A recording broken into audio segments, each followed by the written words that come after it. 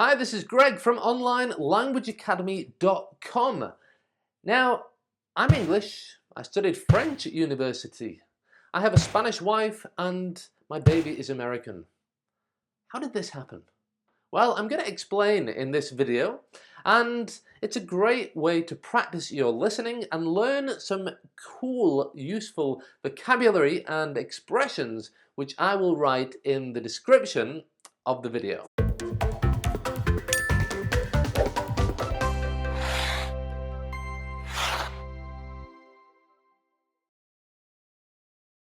Okay, so let's go. How did I end up where I am today? Well, basically, I remember when I was 17 years old, I wanted to become a doctor. Yeah, I'm not a doctor. And I basically decided when I was 17 that I didn't want to become a doctor and that I basically had no idea at all what I wanted to do with my life. So I decided just to do what I enjoyed. So I decided to do French at school because I enjoyed it. And I chose other subjects which I enjoyed. I did IT, like computers. I did maths. I really enjoyed my maths classes. And I, I chose those subjects to focus on because I liked them. Now, when school finished, I had to decide what to do at university. And I thought, well, I really don't know. So I had no idea still what I wanted to do with my life. So again, I just chose my favorite thing, which was French. And I did that at uni. And I chose a university that gave me the option to also learn new languages because I loved French, but I loved every aspect of it. I loved the fact that I could speak to foreigners in French, in a different language. I loved going to France on holiday and speaking to people there. I loved the whole cultural aspect of it. And I especially loved the fact that if you study French or any language in an English university, you have to, it's compulsory, you have to spend 1 year in that country. So that was fantastic. What an opportunity. So I was going to do something I really enjoyed, and it gave me the opportunity to spend 1 year in France. So it was a no-brainer. It was an obvious choice. So I went to university in Canterbury to do French, and I also studied Italian from scratch. I loved Italy. I loved the language, and my father's side of the family are from Italy, going back a few generations, but it's in the blood. So I was really excited to learn some Italian also. And when I went to university, I was put in a house. Like I decided I wanted to live in a house on campus, but the university chose who I lived with. All I could basically decide was whether I wanted a smoking or non-smoking house, and if I wanted all boys or mixed. So I chose mixed, non-smoking, and the university did the rest. They did the magic because they put me in a house with a group of people that I'm still friends with 15 years, 17 years later. Oh my word, time flies. But these people were amazing. I had one Spanish girl there, one German boy, one Italian girl, and another English girl. And we also had, from those people, we had a French girl who was always at our house and another Spanish guy who was always at our house. And it was just such a beautifully international house. We had international parties where everybody brought people from their countries, from their classes. It was just a really, really international house and experience. And I loved that. I absolutely loved it.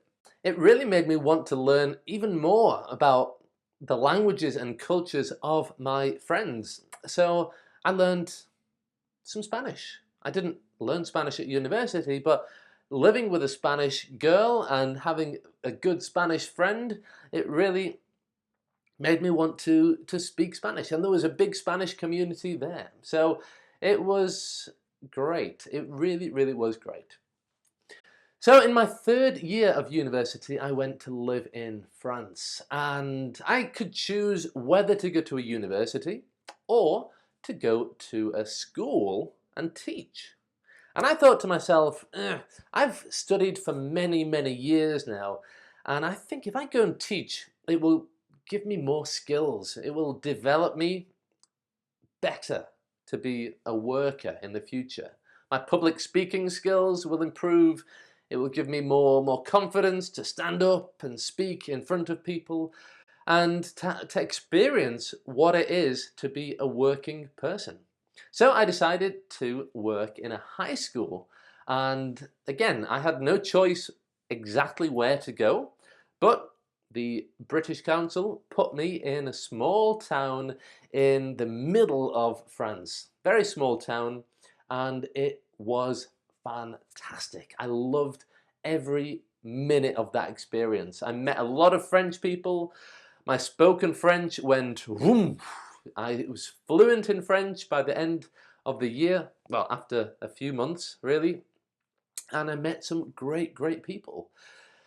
And basically, I had such a good time there, and I loved the experience so much that I decided that after my final year of university, I would repeat the experience, but in Spain.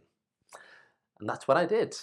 I just loved the progress from going to a country, not knowing anything about how things work, and I'm talking about going to the bank, uh, getting set up financially, or everything about living there, from not knowing anything and not really knowing the language, to after a few months, being comfortable, feeling part of the community, and speaking the language fluently.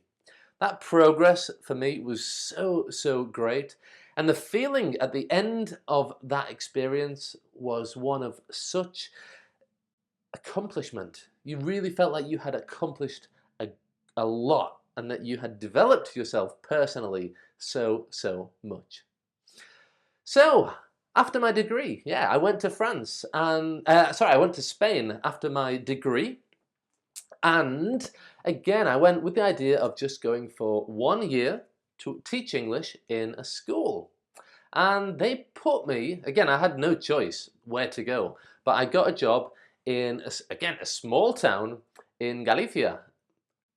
And you know what? I wanted a slightly different experience to my experience in France.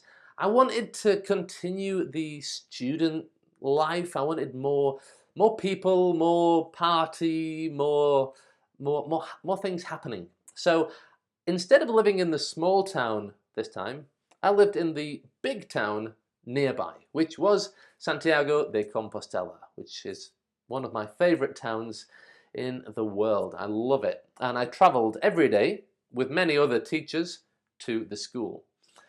And 1 year actually turned into many more that time, because I lived in a super house, such an incredible house. Again, a really international house.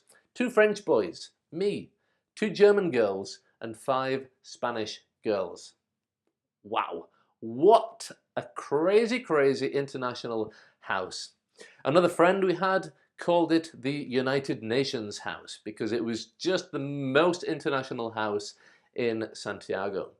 And one of those girls actually is now my wife. So that's how things happen. That's why I stayed in Spain. I loved my life there. I loved speaking Spanish. I loved being surrounded in the Spanish culture and with Spanish people. And I really started to love teaching English in that year.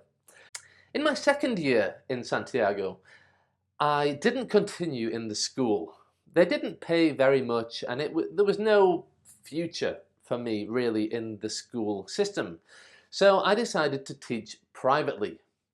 Now, you're going to be very surprised to know that in England, we don't learn English grammar. we just don't learn it. We have no idea about English grammar.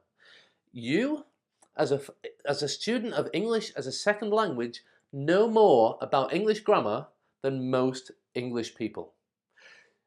So, when I got my first job, my first private class as a private English teacher in Santiago, the student wanted to talk about, he wanted me to teach him reported speech. And I remember speaking to him on the phone saying, yeah, no problem, reported speech, you got it, you got it, I'll be there and I will teach it to you. Great. I put the phone down and I said to my girlfriend, my Spanish girlfriend, what's reported speech? And she said, oh my word, do you know nothing in England?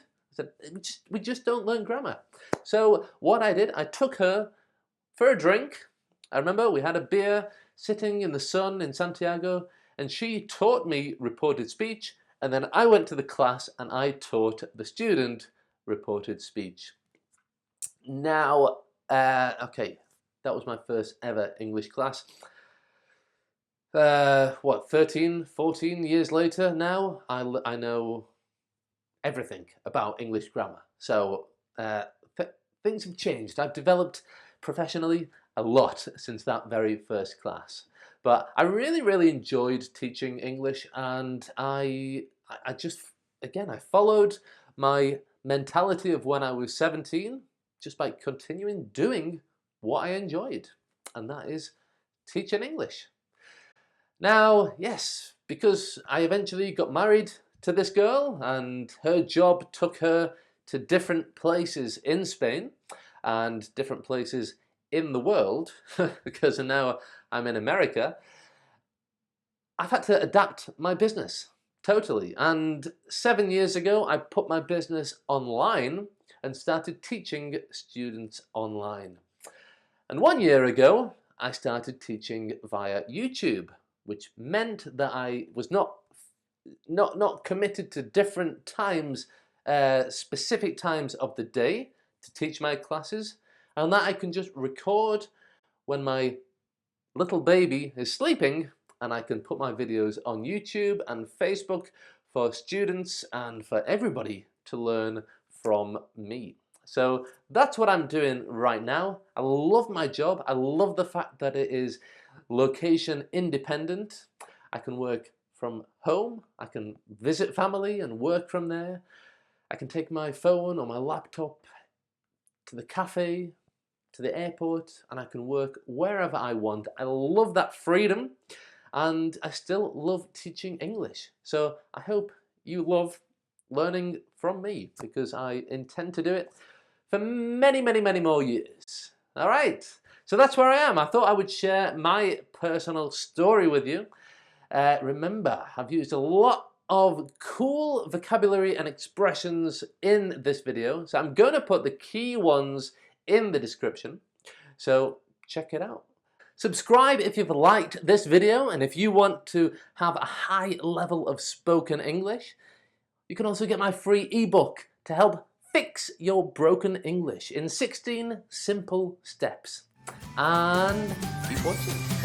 Okay, thanks for being here, and bye for now.